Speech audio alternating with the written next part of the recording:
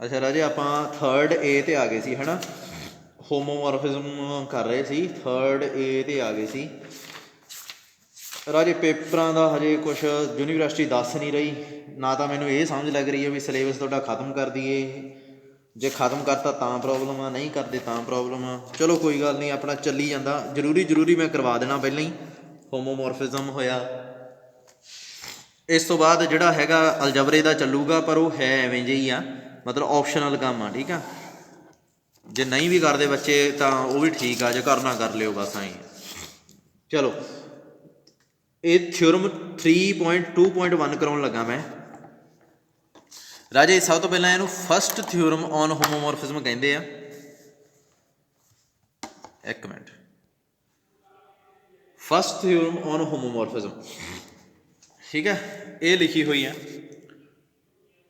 ਰਾਜੇ। ਇੱਕ ਚੀਜ਼ ਯਾਦ ਰੱਖਿਓ ਬਈ, ਇਹ ਥਿਓਰਮਾਂ ਜਿਹੜੀਆਂ, ਪਹਿਲਾਂ ਤਾਂ ਇਹਨਾਂ ਦੀ ਲੈਂਥ ਬਹੁਤ ਵੱਡੀ ਹੈ, ਦੂਜਾ ਪੇਪਰ 'ਚ ਆਉਣਗੀਆਂ ਸਟੇਟ ਐਂਡ ਪ੍ਰੂਵ। ਅਤੇ ਪ੍ਰੋਬਲਮ ਕੀ ਆਉਂਦੀ ਆ, ਪਹਿਲਾਂ ਆਊਗੀ ਫਸਟ ਥਿਓਰਮ ਔਨ ਹੋਮੋਮੋਰਫਿਜ਼ਮ, ਫਿਰ ਆਊਗੀ ਸੈਕੰਡ ਥਿਓਰਮ ਔਨ ਹੋਮੋਮੋਰਫਿਜ਼ਮ, ਫਿਰ ਆਊਗੀ ਥਰਡ ਥਿਓਰਮ ਔਨ ਹੋਮੋਮੋਰਫਿਜ਼ਮ, ਫਿਰ ਆਊਗੀ ਫਸਟ ਥਿਓਰਮ ਔਨ ਆਈਸੋਮੋਰਫਿਜ਼ਮ, ਫਿਰ ਆਊਗੀ ਸੈਕੰਡ ਥਿਓਰਮ ਔਨ ਆਈਸੋਮੋਰਫਿਜ਼ਮ।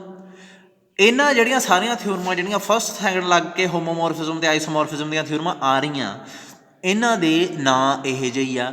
ਕਈ ਵਾਰੀ ਨਾਂ ਡਿਫਰੈਂਟ ਵੀ ਹੈ ਇਹਨਾਂ ਦੇ, ਉਹ ਮੈਂ ਦੱਸੂਗਾ ਜਦੋਂ ਡਿਫਰੈਂਟ ਨਾਮ ਆਏ, ਠੀਕ ਹੈ। ਅਤੇ ਬੱਚੇ ਕੀ ਕਰਦੇ ਆ, ਪੇਪਰ 'ਚ ਜਦੋਂ ਆਉਂਦਾ state and prove first theorem on homomorphism, ਉਹਦੀ ਜਗ੍ਹਾ ਸਟੇਟਮੈਂਟ ਦੇ ਦਿੰਦੇ ਆ ਸੈਕੰਡ ਥਿਓਰਮ ਦੀ, ਅਤੇ ਪ੍ਰੂਫ ਵੀ ਕਰ ਦਿੰਦੇ ਆ ਸੈਕੰਡ ਥਿਓਰਮ, 0 ਨੰਬਰ ਲੱਗੂਗਾ ਉੱਥੇ। ਸੋ ਇਹ ਚੀਜ਼ ਯਾਦ ਰੱਖਿਓ ਕਿ ਫਸਟ ਥਿਓਰਮ ਕਿਹੜੀ ਹੈ, ਸੈਕੰਡ ਥਿਓਰਮ ਕਿਹੜੀ ਹੈ। So first theorem on homomorphism ਕਰਨ ਲੱਗੇ ਹਾਂ। Let G and G dash be two groups, statement 'ਚ ਕੋਈ ਚੇਂਜ ਨਹੀਂ ਕਰਨਾ ਆਪ, ਠੀਕ ਹੈ। ਜੇ ਕਰਨਾ ਤਾਂ ਮੇਥੋਂ ਪੁੱਛ ਕੇ ਕਰਿਓ। ਇਜ਼ ਏ ਹੋਮੋਮੋਰਫਿਜ਼ਮ, ਇਹ ਹੋਮੋਮੋਰਫਿਜ਼ਮ ਦੇ ਦੀ। Show that kernel of F, ਆਪਾਂ ਤੁਹਾਨੂੰ ਯਾਦ ਹੋਊਗਾ ਸਦੀਆਂ ਪਹਿਲਾਂ ਆਪਾਂ ਕੀਤਾ ਸੀ, ਕਰਨਲ ਆਫ ਐਫ ਵੀ ਕੁਛ ਹੁੰਦਾ। ਇਹ ਕੀ ਆ, ਆਪਾਂ ਸ਼ੋਅ ਕਰਨਾ ਹੁਣ ਨੋਰਮਲ ਸਬ ਗਰੁੱਪ ਆਫ ਜੀ, ਮਤਲਬ ਕਰਨਲ ਆ ਜਿਹੜਾ ਇਹ ਨੋਰਮਲ ਸਬ ਗਰੁੱਪ ਆਫ ਜੀ ਹੁੰਦਾ, ਠੀਕ ਹੈ।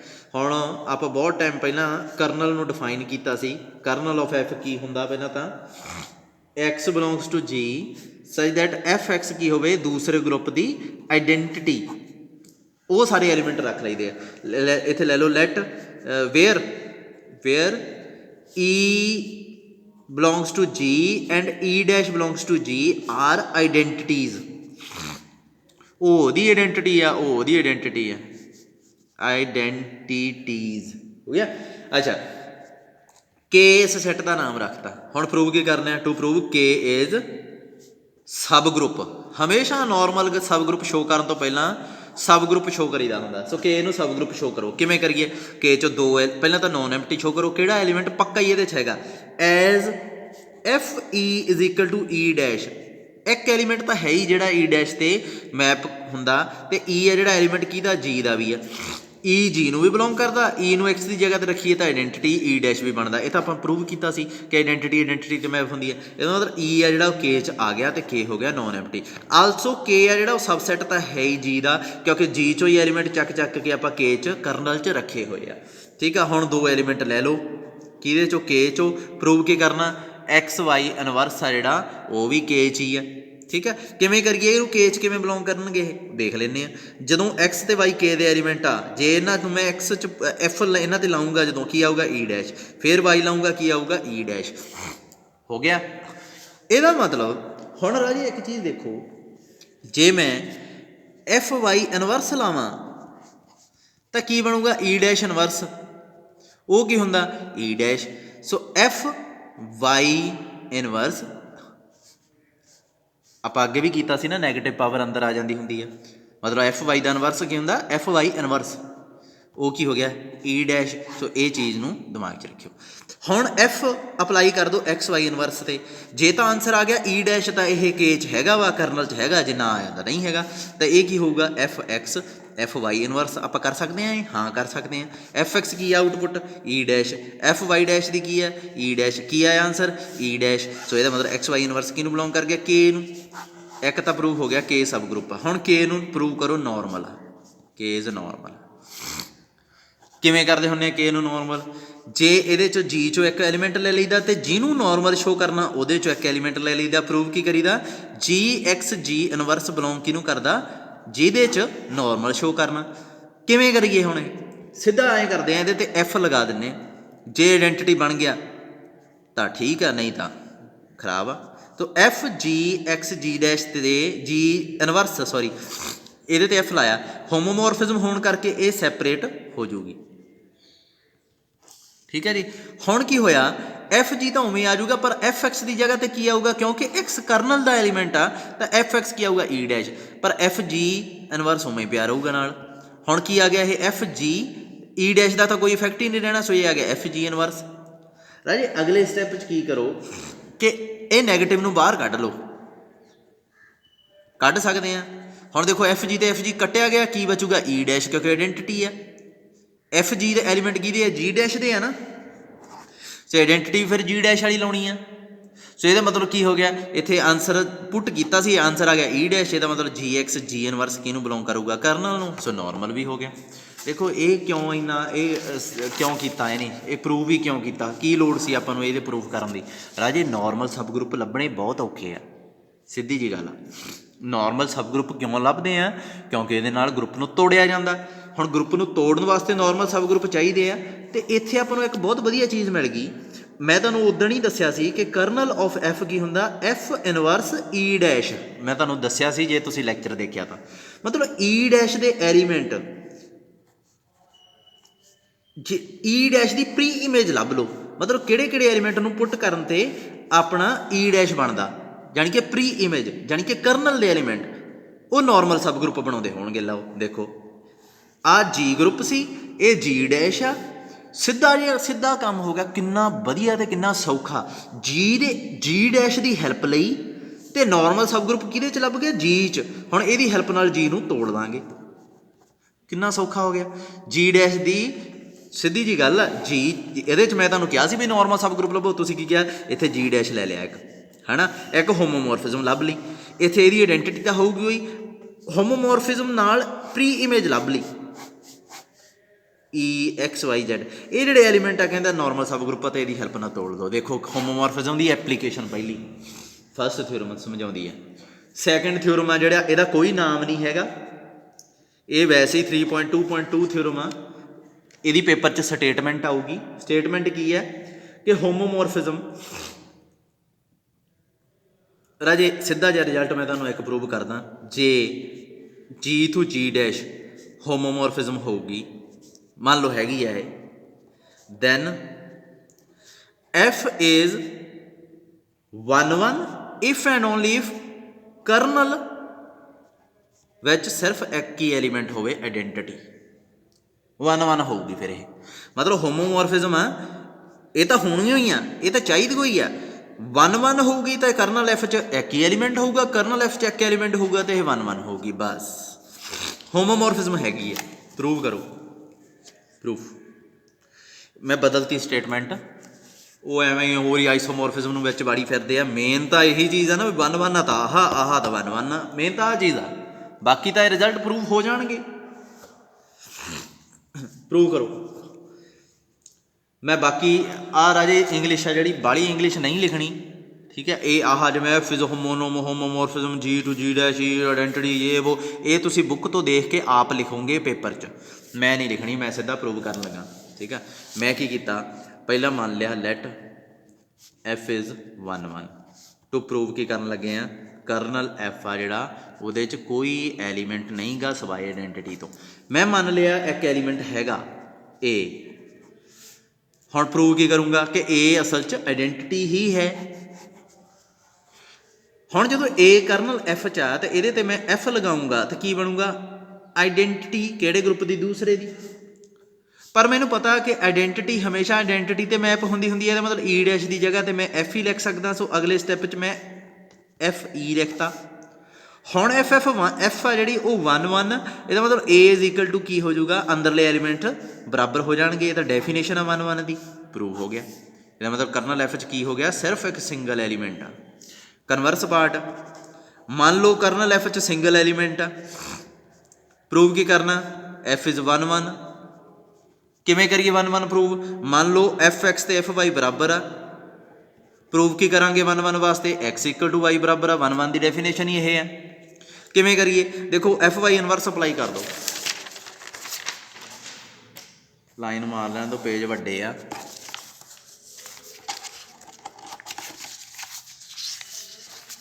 एफ वाई इनवर्स अप्लाई कर दो, F X is equal to F Y है ना, दोवें पासे की होगा F X F Y inverse, तो इधर की आऊगा दूसरे ग्रुप की आइडेंटिटी, क्योंकि एफ वाई एलीमेंट की जी डैश का। अगले स्टैप च नैगेटिव पावर अंदर ले आओ, लियांदी। अगले स्टैप च एफ नूं 1 कर दो, करता। हुण किहड़े एलीमेंट हुंदे आ जिन्हां ते एफ लगाइए तो आइडेंटिटी बन जाण कर्नल दे, इहदा मतलब एक्स वाई इनवर्स किहनूं बिलोंग कर गया? कर्नल एफ नूं, पर उहदे च तां एलीमेंट ही 1 आ। ਇਹਦਾ मतलब 100% एक्स वाई इनवर्स आ ਜਿਹੜਾ ਕਿਹਦੇ ਬਰਾबर ਹੋਊਗਾ? ਆਇਡੈਂਟੀਟੀ ਦੇ, ਕਿਉਂਕਿ ਇਹਦੇ 'ਚ ਐਲੀਮੈਂਟ ਹੀ ਹੈ ਨਹੀਂ ਇਸ ਤੋਂ ਇਲਾਵਾ ਕੋਈ ਹੋਰ। ਅਗਲੇ ਸਟੈਪ 'ਚ y ਨੂੰ ਉੱਧਰ ਲੈ ਜਾਓ, x equal to y prove ਹੋ ਗਿਆ। So f is 1 1। ਪਤਾ ਲੱਗ ਗਿਆ? ਹੁਣ ਦੇਖੋ ਰਾਜੇ ਮੇਰੀ ਇੱਕ ਗੱਲ ਧਿਆਨ ਨਾਲ ਸੁਣੋ, ਮੰਨ ਲਓ f ਹੋਮੋਮੋਰਫਿਜ਼ਮ ਆ ਤੇ ਔਨ ਟੂ ਆ, ਠੀਕ ਹੈ। ਹੁਣ ਜੇ ਮੈਂ ਇੱਥੇ ਲਿਖਾਂ एफ इज आइसोमॉर्फिज्म हो जूगी if and only if kernel F is identity. मान लो पेपर चाह थ्योरम आ गई तुहानूं, मैनूं दसो इस दा उपर जो मैं कीती है तो ये कोई फर्क नहीं ना। आइसोमॉर्फिज्म होने वास्ते किहड़ी चीज़ रहिंदी है? होमोमॉर्फिज्म ऑन टू तो दे ही दित्ती उन्हें, आइसोमॉर्फिज्म होने वास्ते की रह गया फिर? 1 1। समझ लगती है ना? यानी कि एफ नूं 1 1 शो कर दो एक बारी, तो इनू मान लो आइसोमॉर्फिज्म पहले पार्ट च F is isomorphism. J isomorphism होगा 100% एफ इज 1 1 होगा, तो जे वो 1 1 हुई तो अगले स्टैप च की आ जाऊगा अपने को 1 1 की हैल्प नाल, जिवें मैं पिछली थ्योरम च की है, मैं प्रूव कर सकदा कर्नल एफ की हो जाऊगा आइडेंटिटी। अगले पार्ट च कन्वर्स पार्ट च कर्नल एफ आ जी वो आइडेंटिटी देती, प्रूव कर दूंगा मैं एफ इज़ 1 1, क्योंकि एफ होमोमॉर्फिज्म ऑन टू तो दी हुई है, तो 1 1 मैं करती प्रूव, ये मतलब एफ की हो जाऊगा आइसोमॉर्फिज्म। समझ लग गई? सो आइसोमॉर्फिज्म होगी जो ये आइडेंटिटी होगी, ये आइडेंटिटी तो आइसोमॉर्फिज्म होगी। दिता की है? होमोमॉर्फिज्म ऑन टू दिता होया। हुण इत्थे देखो पढ़ो इन्हां दी स्टेटमेंट की क्या होया इन्हां ने। The necessary and sufficient condition of homomorphism for a homomorphism from homomorphism of a group G into G dash is kernel F to be an isomorphism that मतलब ये की कह रहे हैं? For homomorphism into नहीं होना चाहिए राजे, ये गलत कर गया है।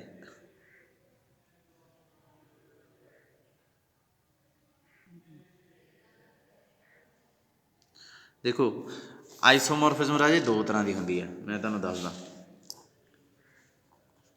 ये जिवें स्टेटमेंट च लिखिया होया ना, इस तुहानूं कन्फ्यूजन हो सकती है। आइसोमॉर्फिज्म दो तरह की होंगी है, एक तो होंगी है आइसोमॉर्फिज्म जी ऑन टू जी, ठीक है। ਇਹਦਾ मतलब की ਹੁੰਦਾ कि एफ आ जी ये होमोमॉर्फिज्म होगी 1 1 होगी, तो क्योंकि इत्थे वर्ड मैं ऑन टू लाया होया, इत्थे ऑन टू होगी। आइसोमॉर्फिज्म एक होर हुंदी है जी इन टू जी, ਇਹਦਾ मतलब की हुंदा एफ होमोमॉर्फिज्म होगी 1 1 होगी, तो ऑन टू बारे पता नहीं।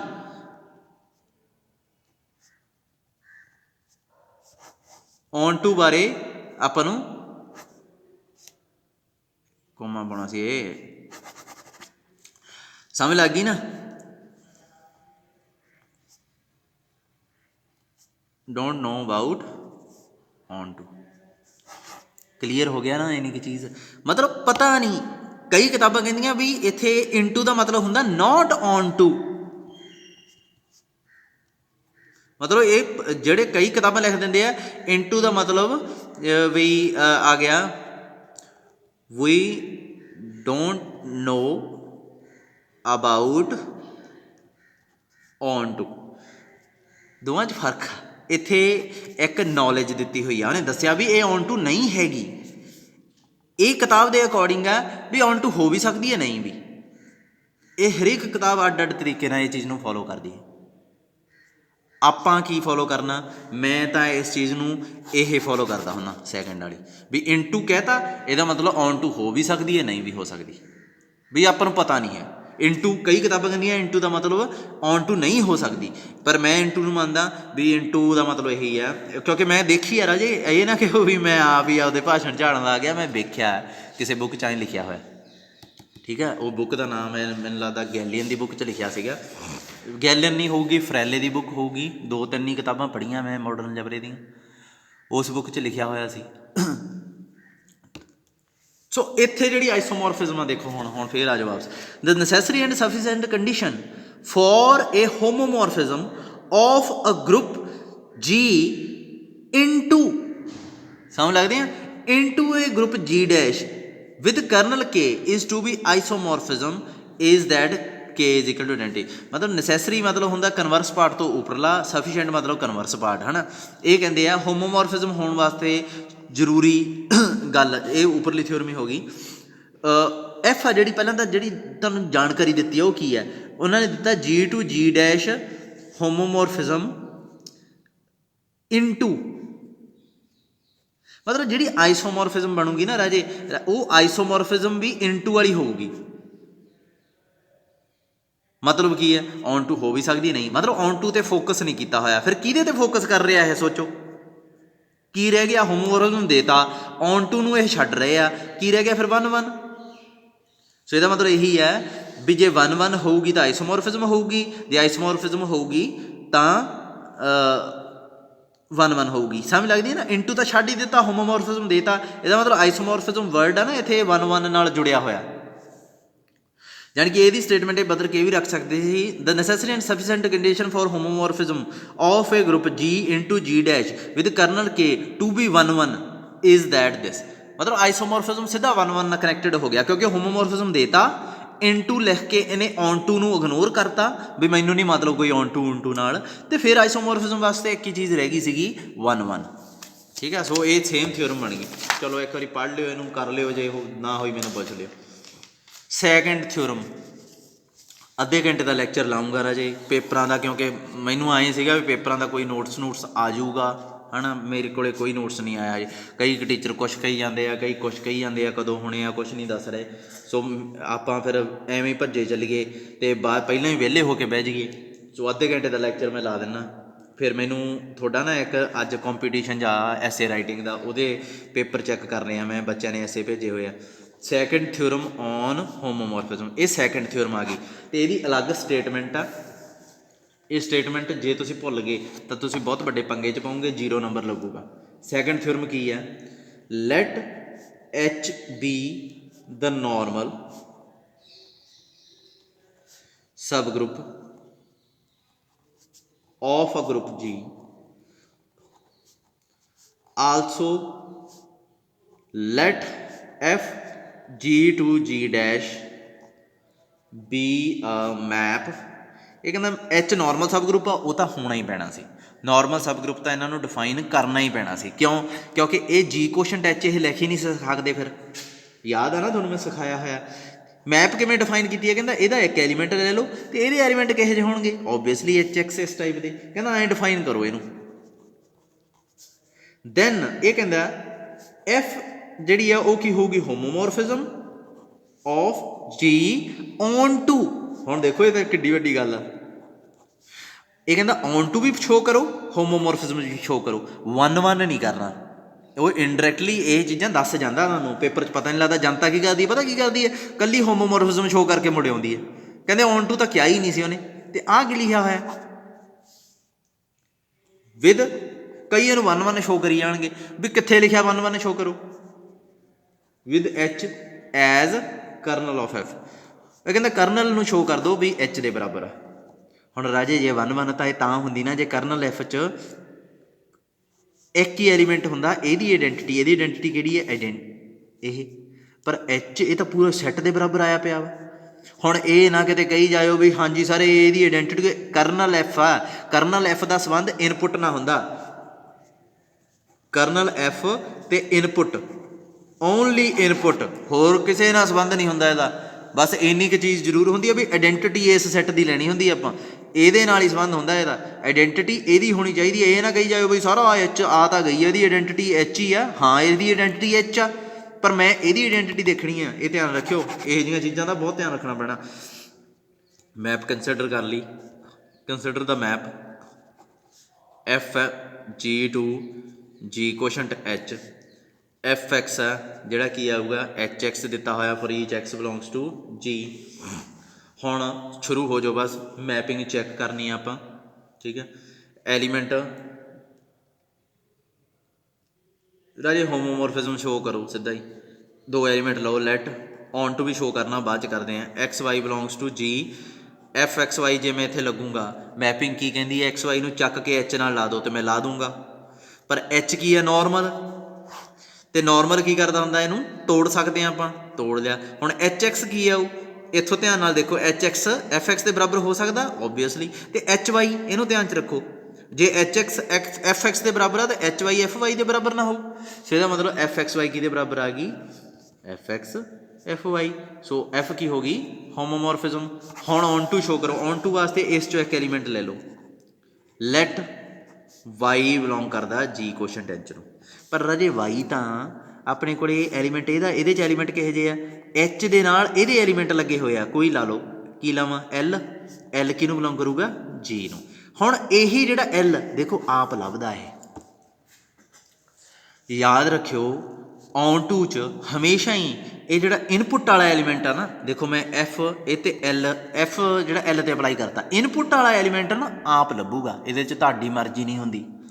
ਹਾਂ ਚੁਣ ਜ਼ਰੂਰ ਮੈਂ ਲਿਆ, ਤੁਸੀਂ ਕਹੋਗੇ ਸਰ ਤੁਸੀਂ ਐਲ ਆਪ ਹੀ ਤਾਂ ਮੰਨਿਆ, ਮੈਂ ਤੁਹਾਨੂੰ ਉਹ ਨਹੀਂ ਕਹਿੰਦਾ ਆਪ ਮੰਨਿਆ, ਆਇਆ ਤਾਂ ਆਇਆ ਕਿਸ ਤਰੀਕੇ ਨਾਲ ਇਹ ਤਾਂ ਤੁਸੀਂ ਆਪ ਦੇਖੋਗੇ। ਜੇ ਮੰਨ ਲਓ ਵਾਈ ਜੀ ਕੁਸ਼ਚਨ ਐਚ ਸੈੱਟ ਇਹ ਜਿਹਾ ਨਾ ਹੋ ਕੇ, ਇਹਦੇ 'ਚ ਇਹੋ ਜਿਹੇ ਐਲੀਮੈਂਟ ਨਾ ਹੋ ਕੇ ਇਹੋ ਜਿਹੇ ਐਲੀਮੈਂਟ ਪਏ ਹੁੰਦੇ T1 T2 T3 T4 ਹੈ ਨਾ, ਫਿਰ ਮੈਂ ਇਹਦੇ 'ਚ ਵਾਈ ਚੱਕਦਾ, ਫਿਰ ਮੈਂ ਵਾਈ ਕਿਹੋ ਜਿਹਾ ਲੈਣਾ ਸੀਗਾ, ਫਿਰ ਮੈਂ ਵਾਈ ਲੈਣਾ ਸੀ ਕੁਛ TK ਟਾਈਪ ਦਾ, ਅਤੇ ਕੇ ਕਿਹਨੂੰ ਬਿਲੋਂਗ ਕਰਦਾ ਨੈਚੁਰਲ ਨੰਬਰ ਪਏ ਆ ਦੇਖੋ ਥੱਲੇ ਸਾਰੇ, ਇਹ ਕੇ ਆਪੇ ਹੀ ਆ ਗਿਆ ਨਾ, ਆਪੇ ਹੀ ਆਉਂਦਾ ਹੁੰਦਾ, ਕਿਸ ਵੇ ਨਾਲ ਆਉਂਦਾ ਉਹ ਐਲੀਮੈਂਟ ਦੇਖ ਕੇ ਆਪਾਂ ਨੂੰ ਪਤਾ ਲੱਗਦਾ ਹੁੰਦਾ, ਠੀਕ ਹੈ। ਸੋ ਐਲ ਆਪੇ ਆ ਗਿਆ, ਐਲ ਕਿਹਦਾ ਐਲੀਮੈਂਟ ਆ ਜੀ ਦਾ, ਇਹਦੇ ਇਹਨੂੰ ਐਫ ਲਾਈ ਜਦੋਂ, ਤੇ ਐਫ ਕੀ ਕਰਦੀ ਹੈ, ਐਫ ਜਿਹੜੇ ਤੇ ਵੀ ਐਲੀਮੈਂਟ ਤੇ ਲੱਗਦੀ ਹੈ ਉਹਦੇ ਮੂਹਰੇ ਐਚ ਲਾ ਦਿੰਦੀ ਹੈ, ਸੋ ਐਚ ਲਾਤਾ, ਤੇ ਐਚ ਐਲ ਕਿਹਦੇ ਬਰਾਬਰ ਆ ਵਾਈ ਦੇ ਬਰਾਬਰ। ਸੋ ਦੇਖੋ ਕੀ ਹੋ ਗਿਆ, ਫॉर ਵਾਈ ਬਿਲੋਂਗਸ ਟੂ ਜੀ ਦੇਰ ਐਗਜ਼ਿਸਟ ਐਲ, ਨਹੀਂ Y belongs to G quotient H, ਦੇਰ ਐਗਜ਼ਿਸਟ ਐਲ ਬਿਲੋਂਗਸ ਟੂ ਜੀ ਸੱਚ ਦੈਟ ਐਫ ਐਲ ਕਿਹਦੇ ਬਰਾਬਰ ਆ ਗਿਆ ਵਾਈ ਦੇ। ਸੋ ਐਫ ਕੀ ਹੋ ਗਈ ਔਨ ਟੂ। ਸੋ ਪ੍ਰੂਵ ਹੋ ਗਿਆ ਆਪਣਾ, ਇੱਕ ਪਾਰਟ ਰਹਿ ਗਿਆ ਕਰਨਲ ਐਫ ਨੂੰ ਐਚ ਦੇ ਬਰਾਬਰ ਸ਼ੋ ਕਰਨਾ। ਕਿਵੇਂ ਸ਼ੋ ਕਰੀਏ,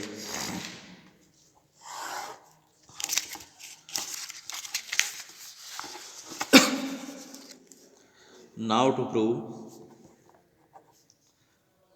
colonel F is equal to H.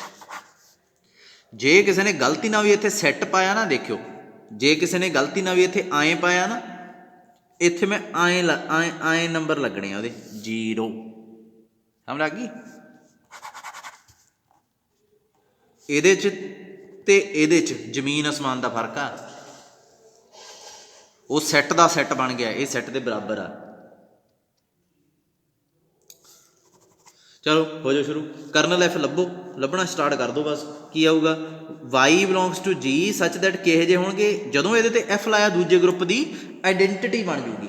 ਹੁਣ ਦੂਜੇ ਗਰੁੱਪ ਦੀ ਆਈਡੈਂਟੀਟੀ ਕਿਹੜੀ ਹੈ, ਦੂਜਾ ਗਰੁੱਪ ਕਿਹੜਾ ਜੀ ਕੁਸ਼ਚਨ ਐਚ, ਦੂਜਾ ਗਰੁੱਪ ਤਾਂ ਜੀ ਕੁਸ਼ਚਨ ਐਚ ਆ, ਇਹਦੀ ਆਈਡੈਂਟੀਟੀ ਕਿਹੜੀ ਹੈ ਐਚ, ਸੋ ਇਹਦਾ ਮਤਲਬ ਇਹ ਆਈਡੈਂਟੀਟੀ ਬਣ ਗਈ। ਹੁਣ ਇਹਨੂੰ ਖੋਲੀ ਚੱਲੋ ਬਸ, ਐਫ ਵਾਈ ਕਿਹਦੇ ਬਰਾਬਰ ਹੁੰਦਾ, ਮੈਪਿੰਗ ਨੂੰ ਦੇਖ ਲਓ, ਮੈਪਿੰਗ ਕੀ ਕਹਿੰਦੀ ਐਫ ਵਾਈ ਕਿਹਦੇ ਬਰਾਬਰ ਆ ਪਈ, ਐਫ ਐਕਸ ਜੇ ਐਚ ਐਕਸ ਦੇ ਬਰਾਬਰ ਆ, ਐਫ ਵਾਈ ਕਿਹਦੇ ਬਰਾਬਰ ਆਊਗੀ ਐਚ ਵਾਈ ਦੇ।